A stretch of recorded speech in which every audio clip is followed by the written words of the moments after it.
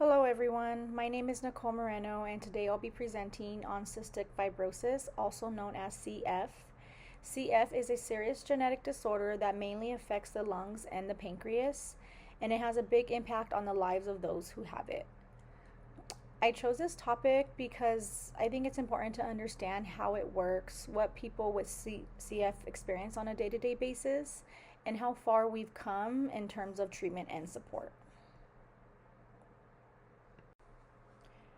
So now I'm going to briefly describe cystic fibrosis, starting with the basics. CF is a genetic disorder, which means you're born with it. It mostly affects the lungs and the pancreas, and it's caused by a mutation of the gene called CFTR, which stands for cystic fibrosis transmembrane conductance regulator. This gene controls how salt and water move in and out of our cells. When this gene doesn't work right, the body produces thick, sticky mucus. When that happens, the mucus will build up and block the airways, making it hard to breathe and digest food properly. So even though it's just one gene, it does have a huge effect on the body. And on this slide, I'm going to be talking about a little history of cystic fibrosis. So the story of the CF really started back in 1938 with Dr. Dorothy Anderson. She noticed a pattern in children who had passed away from unexplained causes, and she found that they all had similar damage in the pancreas. That led to the first description of what we now call cystic fibrosis. Then in 1989, scientists discovered the gene that causes CF, which is the CFTR gene, as I mentioned in the previous slide. And that was a major breakthrough because it gave us better understanding of the disease at a molecular level, which eventually helped lead to better treatments. And here we have, a picture of the gene, and it's just showing lungs right here that it affects.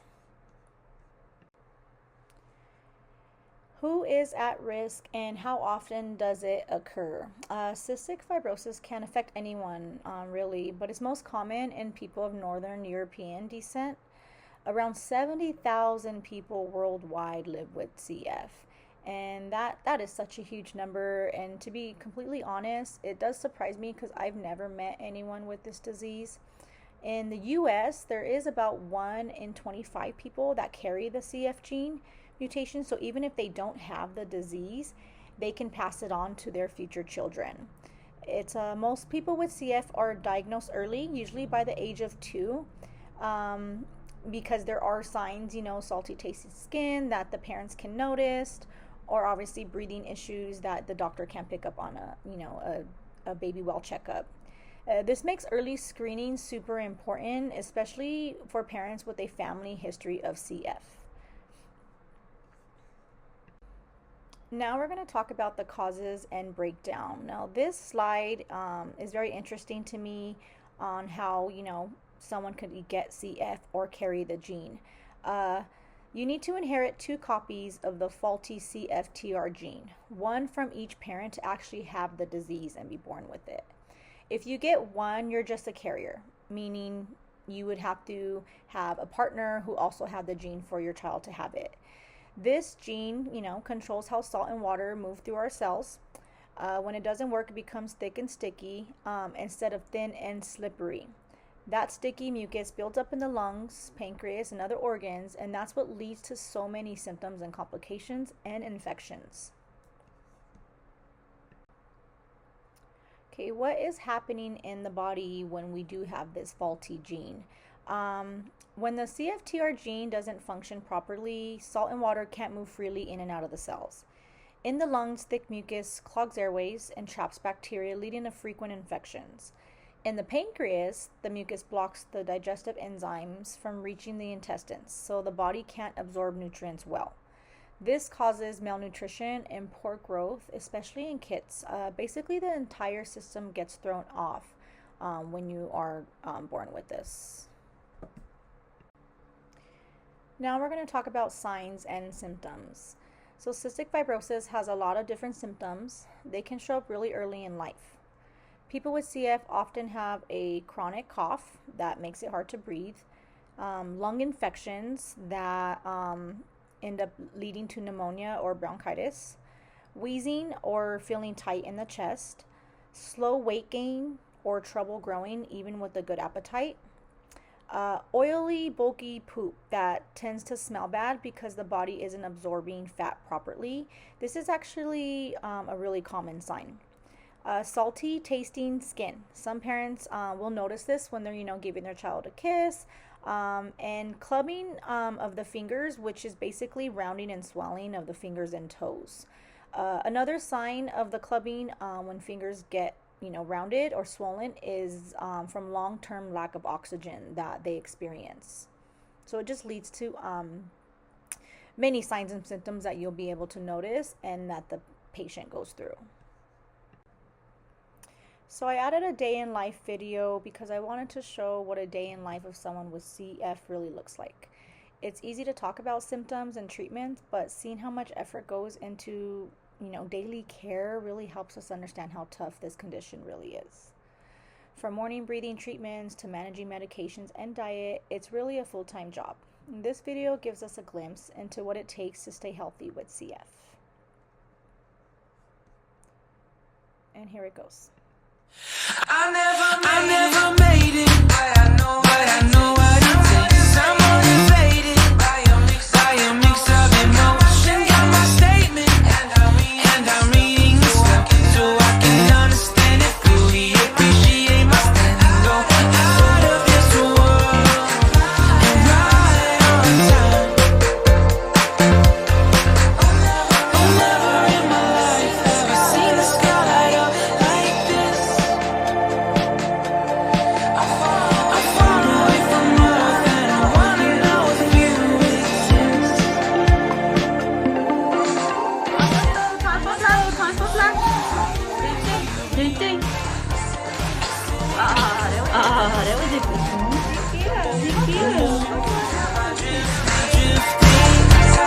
Tell me to someone who will love me, yeah. Wait, I think I lost a bit of falling. Another reason to breathe this air. Now we made for ourselves. This will be the last time. Oh, never in my life have I seen a sky like this. I'm far away from Earth and I wanna know if you exist.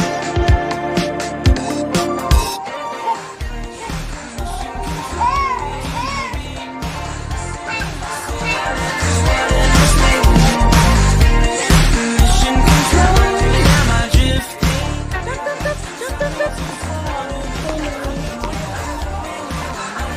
I'm not the only one who's alone.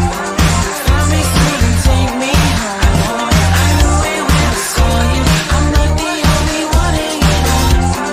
Tell me to someone who will love me.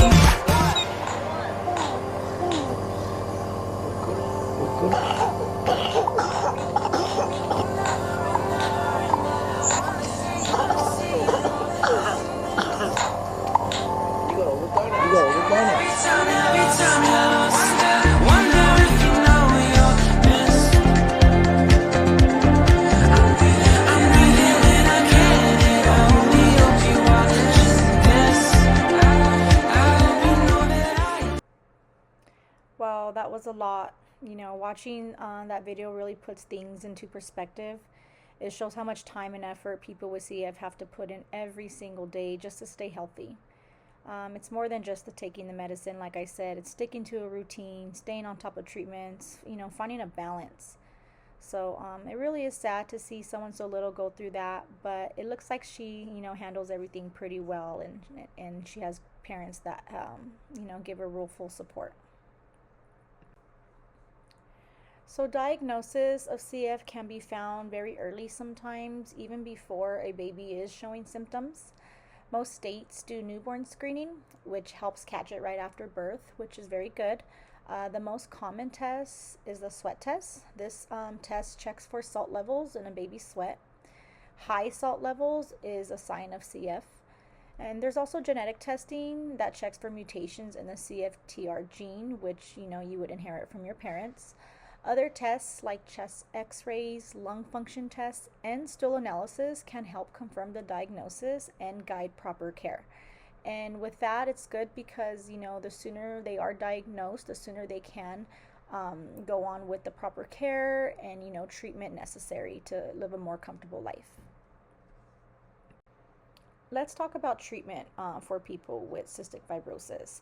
Unfortunately, there is no cure yet, but treatments have come a long way since it was discovered. Airway clearance techniques that help loosen mucus in the lungs, inhaled medications, and antibiotics are used to treat, the infections. Some people use CFTR modulators, which help the protein make the CFTR gene work better. And people also take enzyme pills to help digest food and follow a high-calorie diet. Regular check-ins with the CF team are really important, to manage symptoms and adjust treatment as needed. So as you can see, treatments have come a long way, and they're crucial for helping people manage this disease, help them live longer and fuller lives. And right here you can see, some of them getting treatments. This is the vest that they do wear that helps break up the mucus, as well as they're inhaling medication to help with that. And these could possibly be some of the enzyme pills. And here's another patient wearing the vest. So this is something that can be done at home.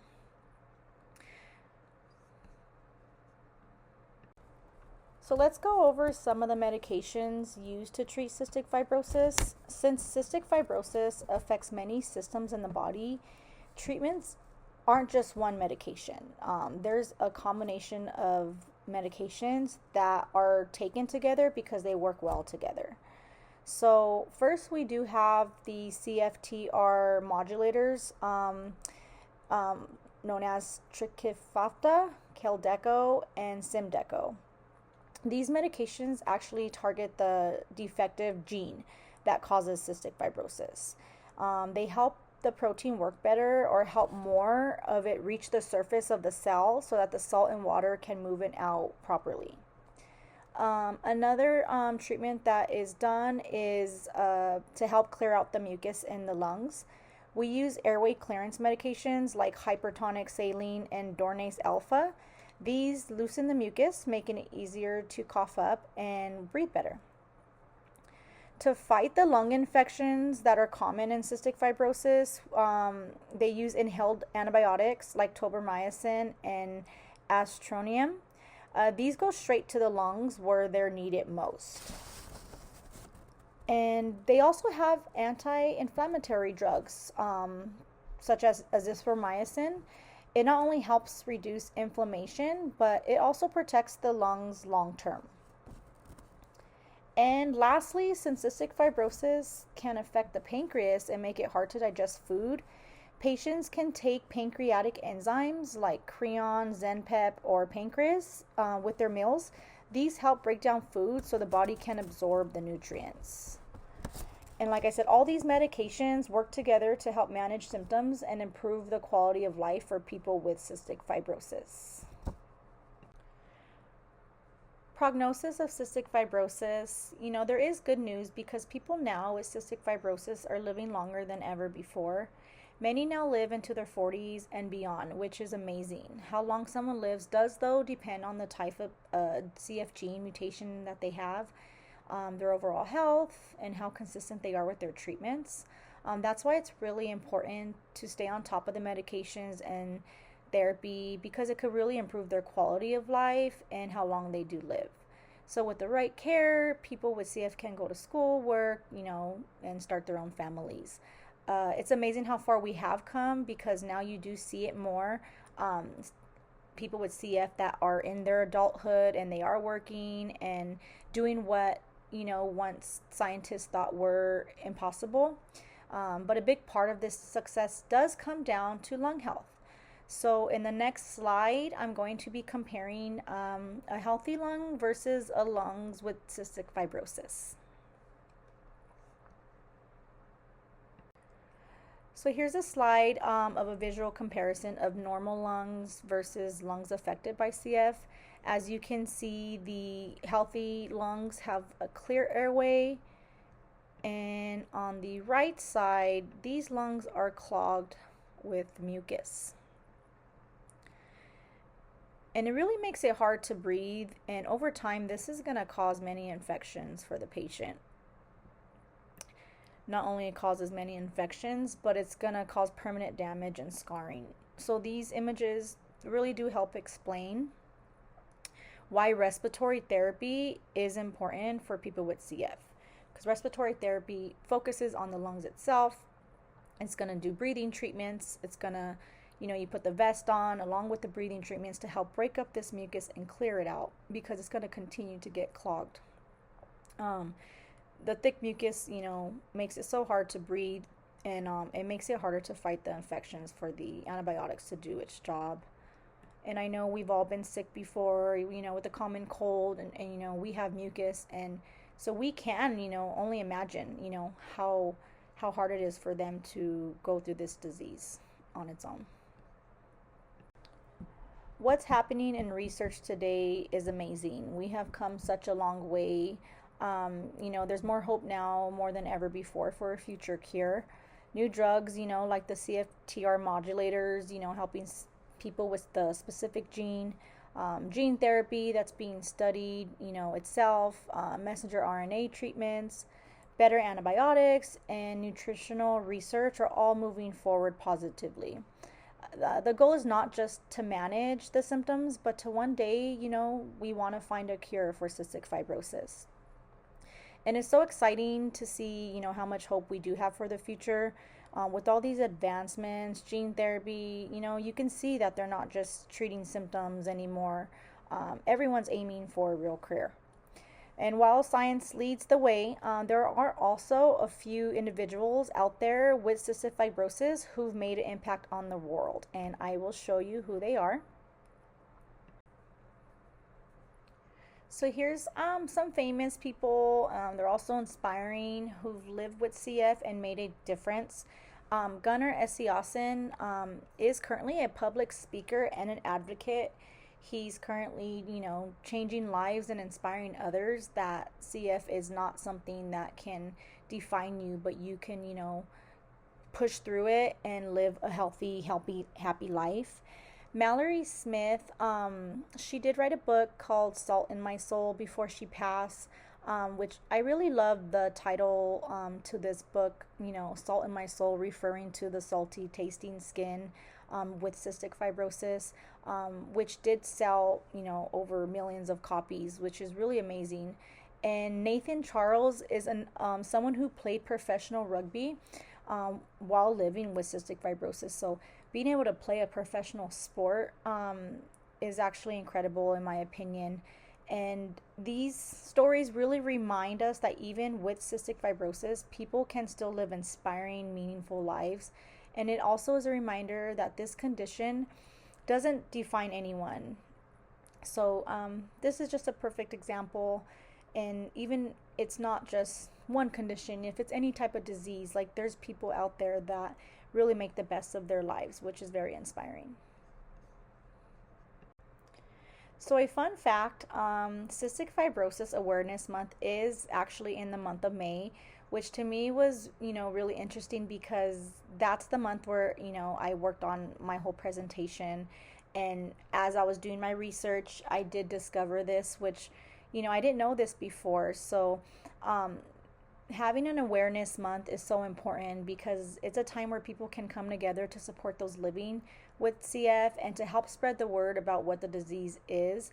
And it's great for everybody to to be aware of it and to know signs and symptoms. And so during awareness month, you'll see ribbons around, or maybe even hear about fundraising walks and events. And it's all about showing love to the CF community and pushing for better treatments and hopefully a cure someday. So even just learning about CF and talking about it like I'm doing now in my presentation is a way to make a difference. And I think it's something that more should be aware of, because as I mentioned earlier, I wasn't aware that the month of May was Cystic Fibrosis Awareness Month. So I'm now, talking about it to others and making sure others are aware of it as well. So this brings us to the end of my presentation. To wrap it up, I would like to go over the sources I use for my research. These include the Cystic Fibrosis Foundation, the Center for Disease Control, the Mayo Clinic, and the National Institute of Health. All of these are very reliable and trusted places to learn more about cystic fibrosis. And I do want to say thank you to everyone for listening to my presentation. I really hope that it gave you a better understanding of not just the science behind cystic fibrosis, but also the strength of the people living with it go through on a day-to-day basis. It was very inspiring for me to learn about it and see what they go through, and I really hope it inspired you as well. Thank you.